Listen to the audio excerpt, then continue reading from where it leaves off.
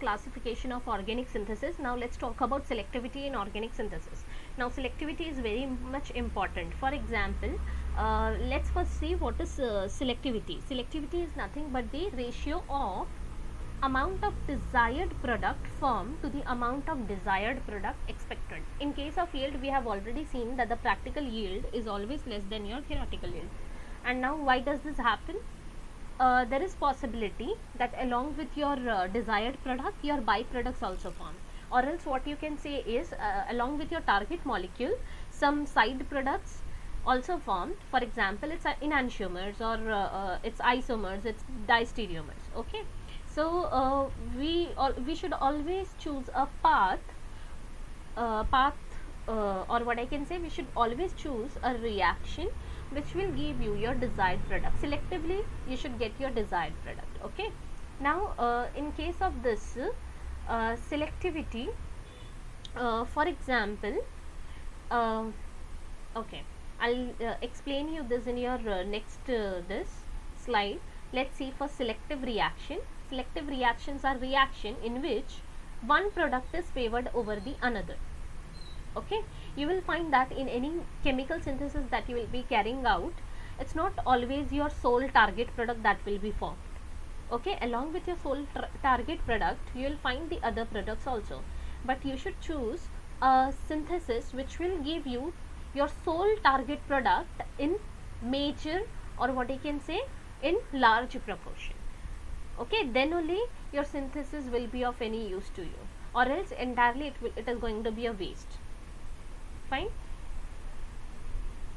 Okay, so there are three types of selectivity: chemoselectivity, regioselectivity, and the last one is stereoselectivity. Again, stereoselectivity you can subdivide it into enantioselectivity and distereoselectivity.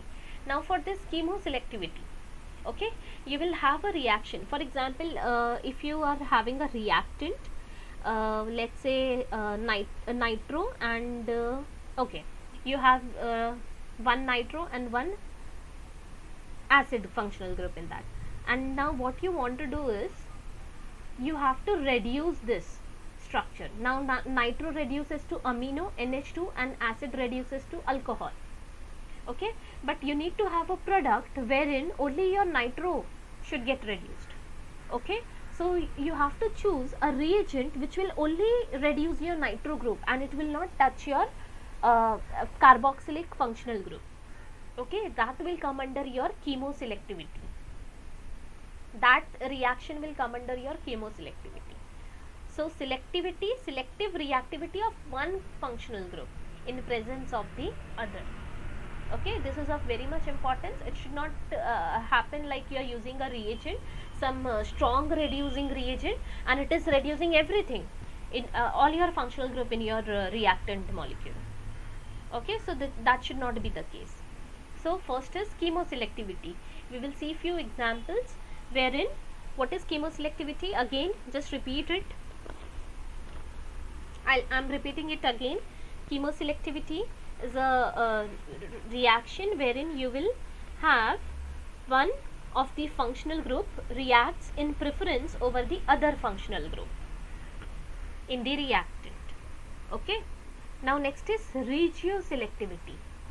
You will find that, for example, in case of double bond, you know that double bond is present between two carbons. Now there is possibility that this two carbon is having a non-similar environment. For example, propene, let's say propene. Now what happens in case of propene? You see that between two carbon there is presence of one double bond. Okay, and one of the CH3 is present on one carbon which is attached to a double bond. That's the structure of propene, right? So when you want to add hydrogen bromide on this, that is HBr on this, so it's a what is your dilemma would be, where you should attach hydrogen, where you should attach bromine, right? There is possibility H can be attached to your first carbon which is a part of double bond, or it can be attached to your second carbon which is also a part of double bond, and third carbon is your CH3. Definitely over there won't be addition reaction, right? So where this H will attack, whether it will attack on first carbon or whether it will attack on second carbon, and both are double bonded carbon, by the way. Okay, so whenever such is the case, preference of one direction of chemical bond making or breaking over the other possible direction. What I can say is, particular site of a reactant undergoes a reaction in preference to similar other sites. Okay, both are double bonded carbon, but on which hydrogen will get attached and on which carbon bromine will get attached, that will be actually a point of discussion. Fine, so that is regioselectivity. Same region, but any one region will undergo a reaction. And in case of chemoselectivity, what was that? You have multiple functional groups and only one functional group reacts over the other functional group in preference over the other functional group. Next is stereoselectivity. In case of this, what happens in such reactions? Various stereoisomers are possible. Stereoisomers are nothing but they have same structural formula, they have same molecular formula, but orientation of these atoms or molecules, atoms or groups differs in space. Okay, enantiomer, diastereomer, you have already studied this in your last year. Okay, so under this, for example, two enantiomers are possible, but selectively one forms over the other. And similarly, there will be reactions wherein various diastereomers are possible, but one diastereomer is preferred, or what I can say is formed in large amount over the other. Such reactions are diastereoselective. So let's go to the first one. Okay, here is an example, preparation of paracetamol. Here is the structure of paracetamol, by the way. Okay, so we start our synthesis from this. What is this? Para-amino phenol.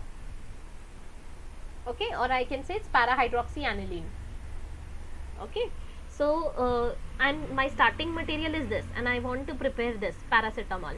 What is happening here is, just you have to attach COCH3 on nitrogen. It's actually N-acetylation. Okay, it's called N-acetylation. Fine, but if you are using acetic anhydride in excess, what happens? O-acetylation also occurs along with N-acetylation. Okay, oxygen के ऊपर भी acetyl group attach होगा COCH3, and nitrogen के ऊपर भी N acetyl group attach होगा. So our product is this, right? We need to have only acetylation on amino, but if you are using it in large excess, what will happen? You get this product. Okay, so you have to be very careful. Actually, whenever you are acetylating your para-hydroxyaniline, you have to make sure you use it in equivalent amount, so that limited amount of acetylating agent will be present, and that should attack on your amino. Fine. Now obviously this is not in your control. Whenever you add reagent, there is possibility that excess goes in your reaction vessel. So you along with this paracetamol formed, you will also get this also. Okay, so now what you have to do is, you have to do a workup over here. What is that? In your product reaction vessel, at the end of your reaction, you will be having this product and this product. Okay, so what we have to do is, we should hydrolyze it, base hydrolyze it. We need to base hydrolyze our product.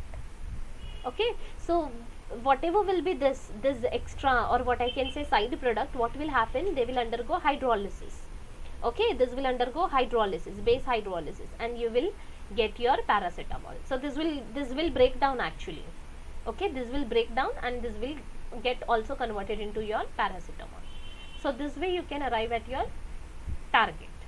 Fine. So you have to be very careful. The reaction needs to be very selective, then only you can get your target molecules. Fine. So let's talk about chemoselective. Chemoselective is what? You will have various functional groups present, and only one of the functional group reacts over the other. Fine. So if you see here, hydrogenation in presence of palladium, you have your double bond and you have your carbonyl. Okay, who will get hydrogenated? Will get converted into OH, or this hydrogen gets attached to your double bond? In case of this reagent, it is found that your non-polar double bond, here it is polar, CO is polar, right? So non-polar double bond okay, gets hydrogenated. Only that will get hydrogenated. Fine. This is not specific, by the way. You will get some product wherein you will see that your carbonyl is also getting hydrogenated. Okay, so you will see along with this you will have, sorry,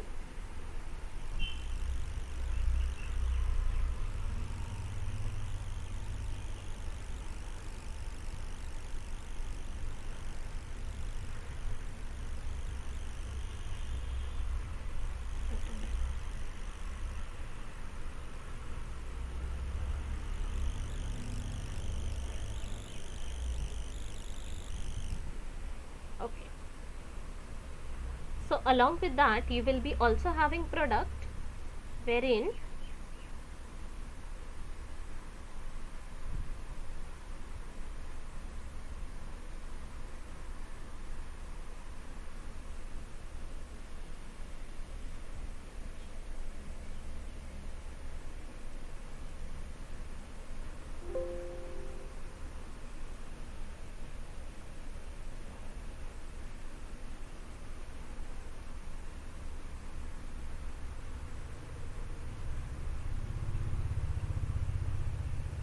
what is happening,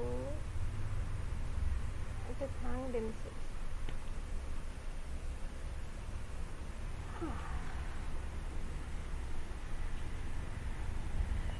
Okay, fine. Just remember, along with this you will be having a product wherein the C double bond O is converted into OH and double bond remains as it is. Okay, but that will be a very minor one. Major one will be this one. Fine. The next one is this. This is called Luce reduction. Okay, the reagent here is sodium borohydride and ferric chloride. So in this case what happens, carbonyl group which is attached to your double bond, always remember that carbonyl group which is attached to your double bond only gets reduced. Okay, if you see here, here is an example, one of the carbonyl group is conjugated with your double bond and one of the carbonyl group is isolated. So in case of this Luce reduction, this reagent actually reduces only your carbonyl which is conjugated with your double bond. Okay, so this will get reduced to OH and the another one will remain as it is. So can you see this? Don't you think so? It's chemoselective reduction, right? It selectively gives this product as major. So whenever you want to have such synthesis, you can go with a specific reagents. Fine. Now another example, let's talk about Wilkinson catalyst. Okay, Wilkinson catalyst, reduction of alkenes over alkenones. Alkenones is nothing again carbonyl group conjugated with your double bond, and here you have your alkene which is isolated. Okay, it's a isolated. What does that mean? It's a separate. It is not in conjugation with any other functional group. So Wilkinson catalyst, it actually reduces your double bond, isolated double bond. So can you see this? This here hydrogen has been attached and now this has been reduced. Okay, Wilkinson catalyst is nothing but your chlorotris. Can you see this? It's chlorotris triphenyl phosphine rhodium 1. Okay, similarly you have your K selectride. These are what you can say, some bromine, not bromine, it's boron reagents. Okay, now this selectively reduces your conjugated alkenes. Okay, here you have two double bonds, one is isolated, one is conjugated. So in case electrodes, this reagents, they reduce your conjugated alkenes. Okay, again if you have double bond, triple bond, you want to reduce only your double bond, you should go with Lindlar's catalyst. Okay, this is called Lindlar's catalyst, which reduces, which adds hydrogen only on your triple bond and not on your double bond. Okay, this is called Lindlar's catalyst. Palladium, calcium carbonate in presence of quinoline. Fine. Similarly here you have triple bond, you have double bond, it will reduce your triple bond to double bond. Okay, if you are not using this quinoline, what will happen? This triple bond will get reduced to double bond. Double bond will again undergo hydrogenation and it will reduce to single bond. So this is very important. Quinoline, this acts as a poison which inhibits your reaction. Fine. So these are some of the reactions wherein you can see selective reactivity of a particular functional group over the other functional group. You have your carbonyl and you have your ester. You know that it's again a carbonyl over here, COO. Fine. Sodium borohydride, it reduces your aldehydic and ketonic carbonyl. It does not react with your ester carbonyl. Okay. Clemmensen reduction, it's conversion of your carbonyl to CH2.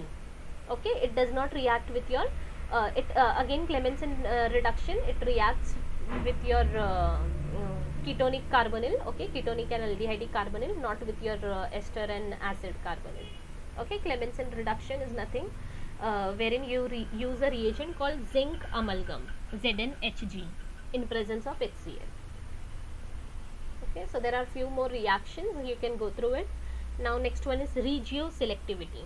This is one of the common reaction that you know it very well, right? Hydrobromination of your propane.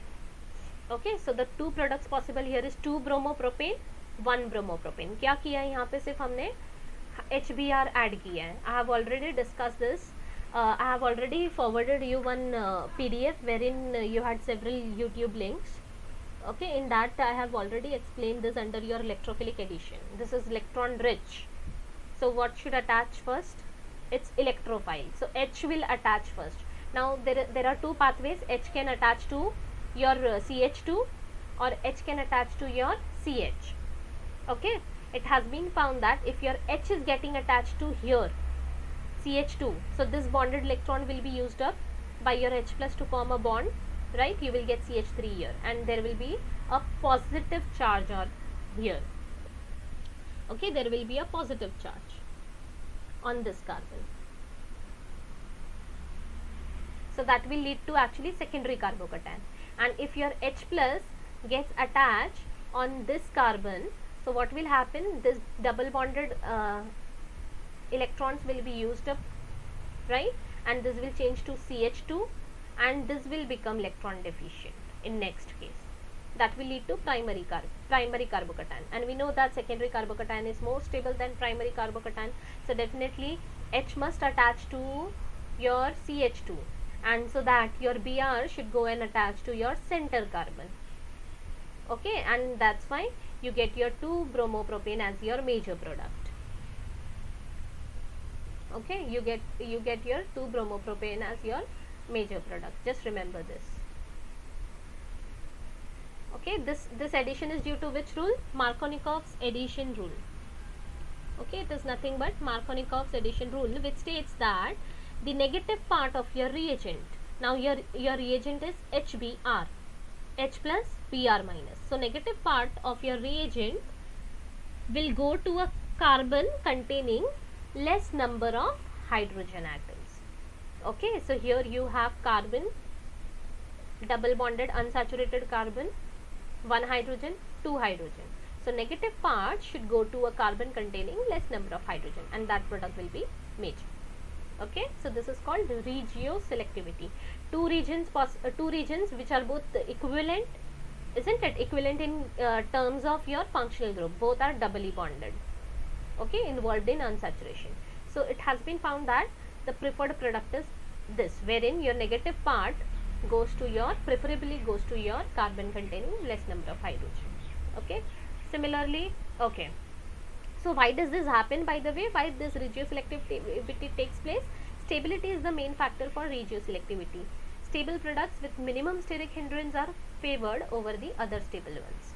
That's why the stable one is major, and the rest of the structures which are possible will also lead to product, but that would be minor. Okay.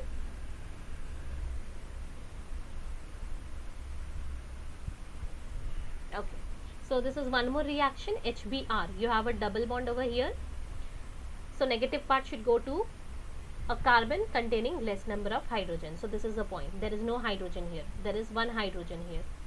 Okay, so Br will get added on this carbon, H will get added on this carbon, you will get your major isomer, this. Okay. Elimination reaction. Again, in elimination reaction also regioselectivity is of very much importance. Now according to Sadzev rule, whenever you are eliminating, for example the same reaction, यहाँ से अभी let's consider this, okay, this is our reactant, and what we have to do, we have to eliminate HBr from this. okay, तो bromine तो जाने वाला है, ये एक ही ब्रोमीन है, राइट. अभी H कौन से साइड से जाएगा, ये वाले साइड से जाएगा, या फिर यहाँ पे भी तो हाइड्रोजन प्रेजेंट है, जस्ट डिसाइडेड. ओके, इंस्टेड यहाँ पे 2 हाइड्रोजन प्रेजेंट है.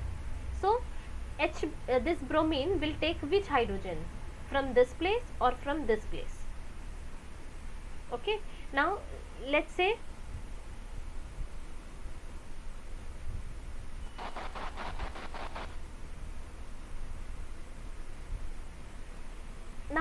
anyways this is going to be removed, right. अगर ये और ये हाइड्रोजन निकलता है, what you will get, this is the product you will get, right. Elimination हो रहा है, definitely single bond will get change to double bond, right. Now अगर ये ब्रोमीन के साथ यहाँ का हाइड्रोजन चला गया साथ में, so what should be a product by the way,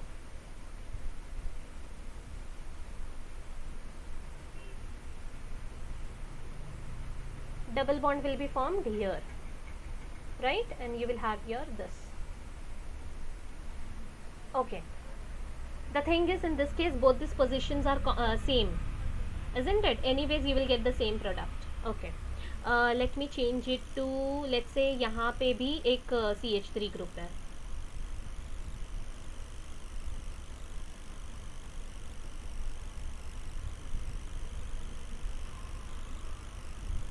so in first case अगर यहाँ का हाइड्रोजन जाता है, so you will get this product.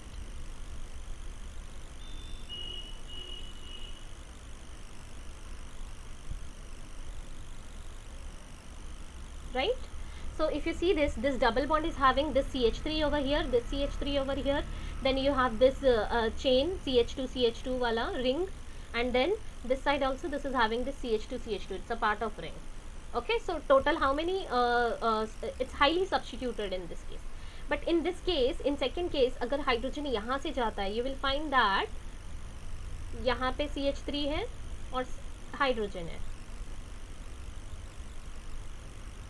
if you see this, in this case this double bond is having only 3 alkyl group. one is this CH3, okay, and one is this part of a ring, right, CH2C, ये पूरा part.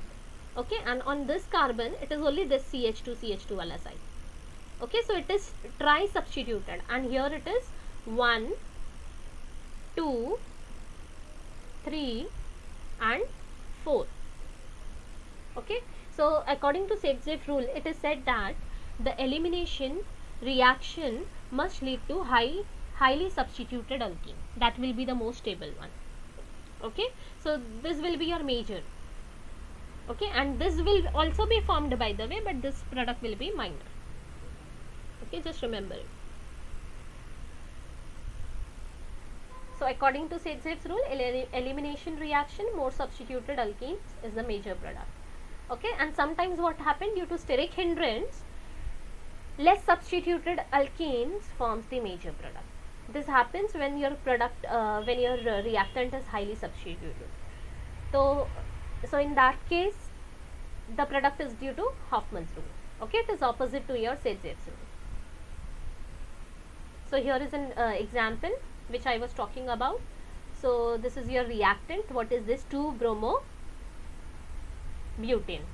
okay, so two possibilities, either you can abstract hydrogen, this hydrogen, okay, or what you can do is you can abstract hydrogen in from this case.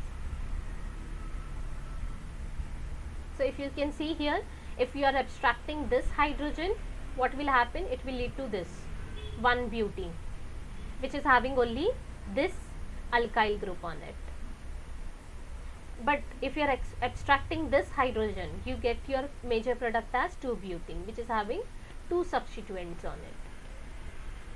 okay, so this is your major product.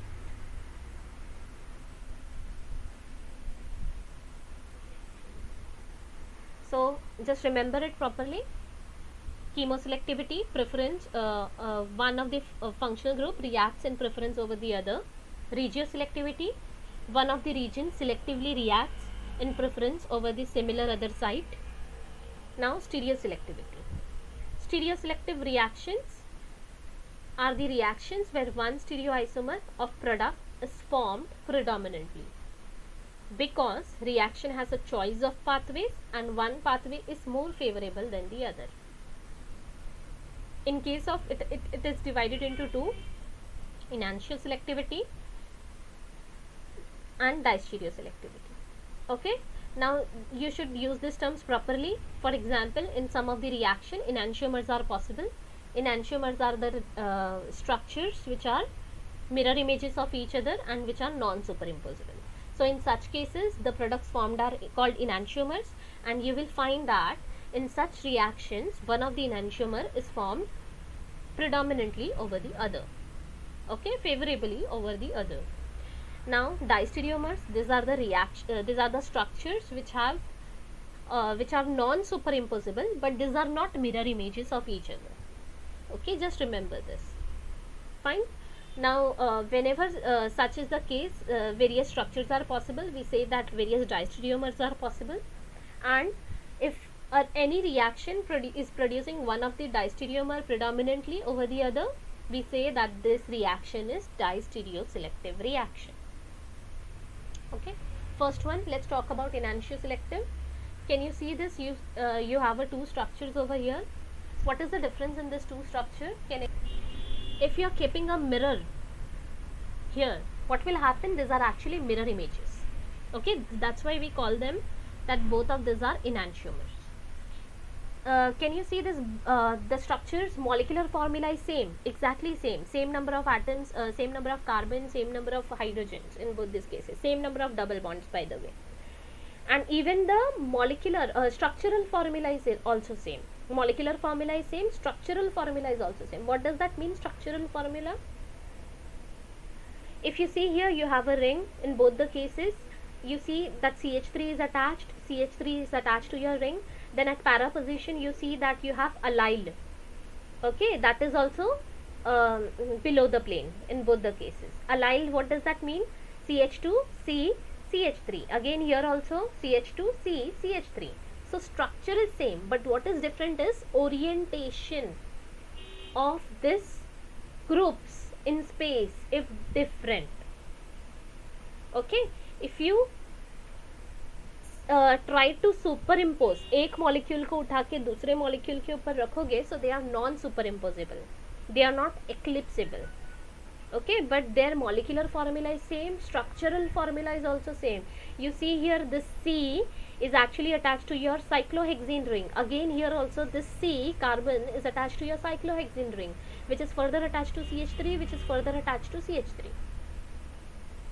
Okay, so just by very small difference in configuration in space is actually giving them entirely different property. This R plus limonene, this structure is having orange flavor, and this S minus limonene is actually having your lemon flavor. Okay, so your selectivity actually makes a very large difference. Especially when you talk about drugs molecule, you have to be very careful which enantiomer making because it can lead to a matter of life and death, by the way. Okay, one of the famous example is thalidomide baby case. Okay, this drug was used actually in the year 1957 to 1962. This is actually prescribed for morning sickness to pregnant ladies. And what happened was, earlier, okay, during this 19th century,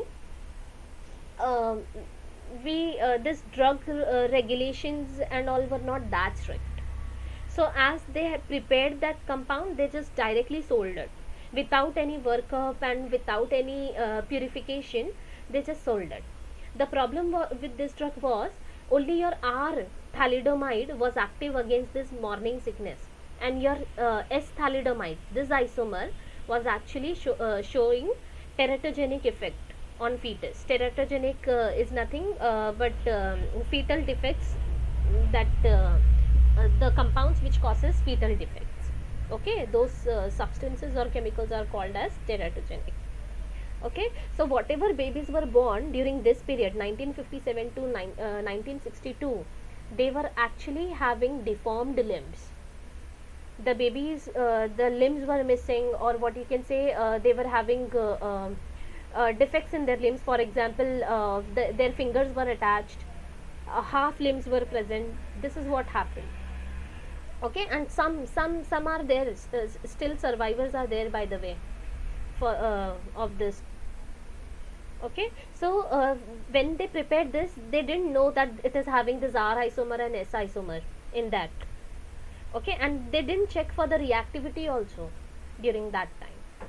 So this disaster has prompted many countries to introduce stricter rules for testing and licensing of drugs. After that, this purification and workup has tremendously gained an importance. Okay, because this can lead to this can be very fatal. Okay, so this was one of the case, after which stringent drugs rules and pharmaceuticals rules were applied. Again, Parkinson disease, these are the two isomers, two mirror images of each other. Okay, one is L configuration, the another one is D configuration, and it's only L configuration which actually is effective against your Parkinson's disease and not your D configuration. Even in your body, your amino acids present in your proteins is actually having L configuration. Okay, you cannot have you cannot prepare proteins using your D configuration of amino acids. Okay, that will not be called as protein then. Same, your glucose in your starch, carbohydrates, or whatever carbohydrates you have in your body, they are actually in D configuration and not L configuration. Okay, and D glucose is actually present in your nature, not L configuration. If you'll go to market and if you want to buy L glucose, you have to pay a large amount, because that is not readily available in your environment, and that needs to be prepared in the lab. Whereas your D glucose is cheap, you can just take it. Okay, it's affordable.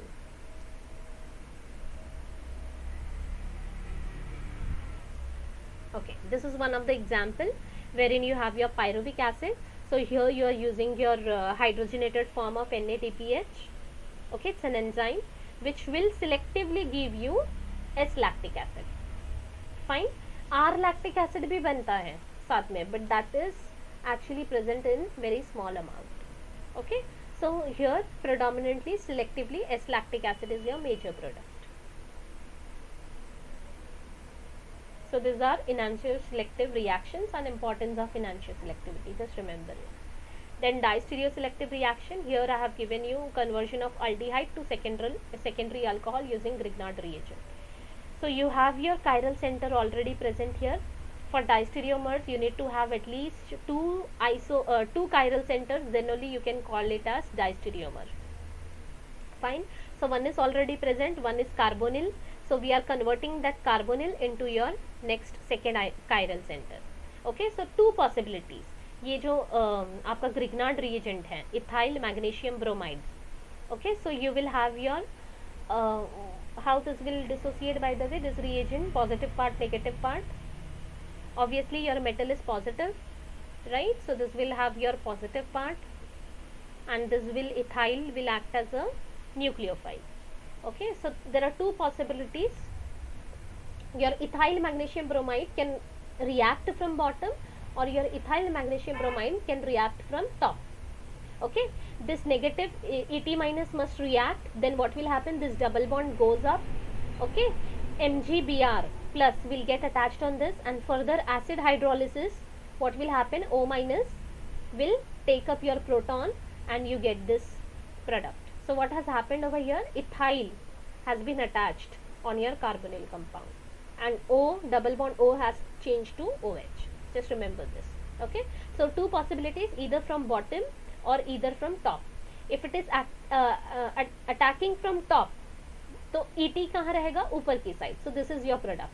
Can you see this green ET? It is attached up, and OH will go down. And if your ETBr, that is ET minus, if it is attacking from down, so what will happen? your ET will be attached down, okay, and OH will remain up.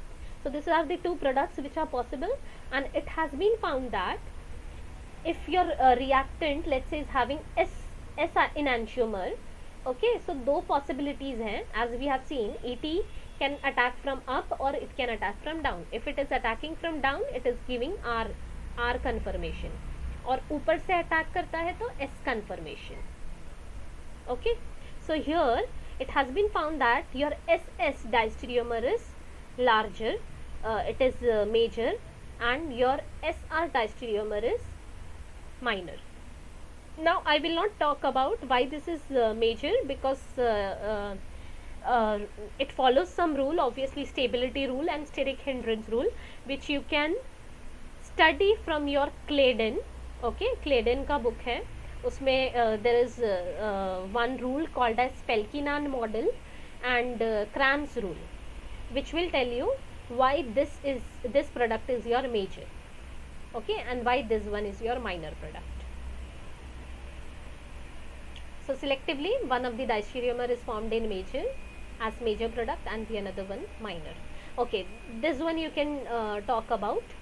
So again, alkene in presence of Lindlar catalyst, hydrogenation करना है.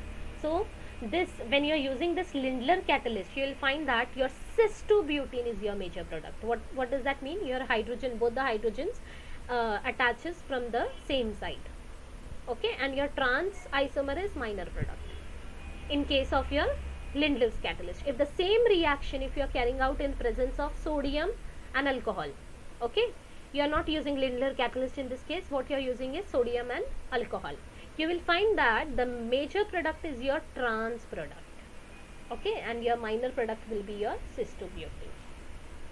Fine. Okay.